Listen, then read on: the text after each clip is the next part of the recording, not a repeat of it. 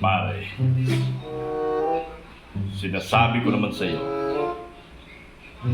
na kahit na anong gawin mo sa buhay mo, hindi ka magtatagumpay hanggat nandito ako.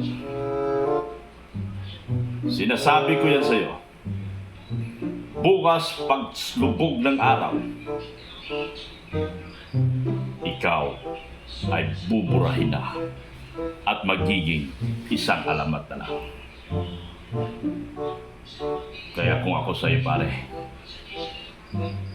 tantanan mo na ako. Ayaw ko sa lahat, pare, yung pormahan mo.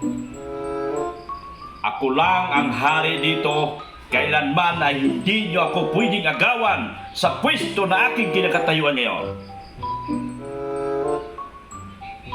Matakot ka at mahabang ka, pare.